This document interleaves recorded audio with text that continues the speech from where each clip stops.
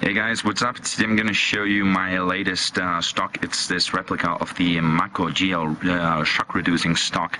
It's made by an Israeli company called FAB or FAB Defense.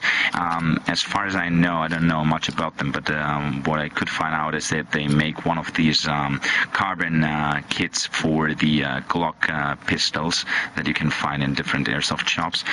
This stock is $28 at acmgear.com. I bought it mainly for the kicks of it. I didn't know much about it, didn't know if it would be any good, but it turns out it's very sturdy, it's very well built for the price.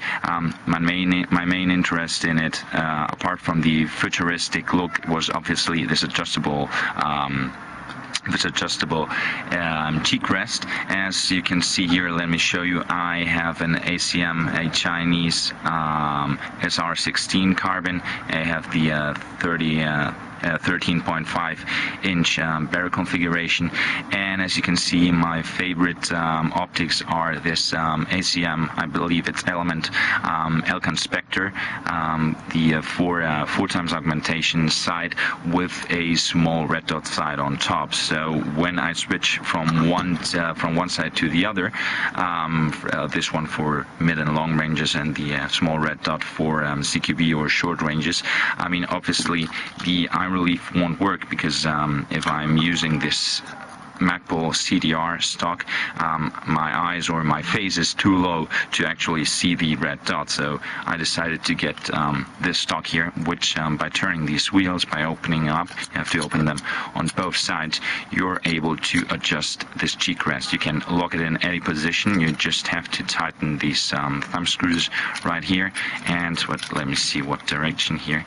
Here we go, and it stays in place. It's kind of flexible, so it's not too uncomfortable. It's your face sits well on it and can move around a bit, and yeah, it's pretty cool. If you get tired of it, like I will probably in a few months, because I change my gear all the time, all my accessories are modified after just a couple of weeks or months of having them.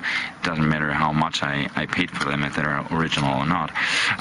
You can just take it off. You just have to unscrew it here and on the other side, and you can take this whole part off. I'm trying to modify it and put it on a CTR, just for the looks, just to show you how big this is. It's about roughly the same size as the MacBook CTR stock. It's a bit wider, obviously, here, and but the cool thing is that the surface on the pad, on the rubber pad on the back, is a lot bigger. This is very cool because I have the experience with M4 stocks, especially the classic ones, the four position stock, for example, that is too small when I'm wearing a vest or I have some kind of shoulder straps. It just won't fit right, but because this one is so big and so wide, it will just find its place on my shoulder. It's pretty cool. So you can see lots of markings everywhere. I don't really care for these markings because I don't know that much about the company FAB Defense. Well, yeah, great. Thanks for making this product that some Chinese manufacturer copied.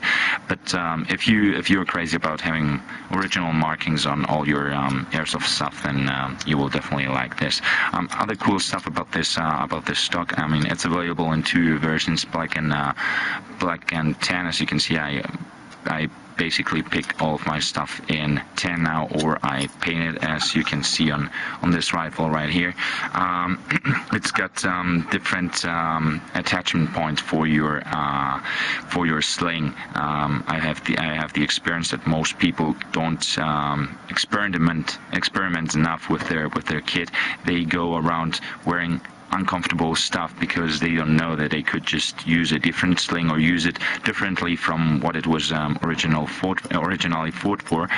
If they could just move it around a bit and try just different stuff. So if you've got 5 different attachment points for your slings, so you've got 2 right here, 1 right here, and then you've got 2 QD attachment points. It's this sling swivel right here. As you can see, it has ball bearings and they retract when you push this button. So all you have to do to attach it securely is press it on by pushing the button and letting go of the button, and then the sling swivel stays in place. I've tried this. I think it's made by Element, and it's able to hold up to 30 kilos without breaking off. So it's a pretty cool feature, especially if you want to take your gun off without having to get off all your gear or your sling. You just click this out and you let your gun on the ground and continue with just taking a break or switching to a sidearm or whatever you want to do. And as you can see, you have this on both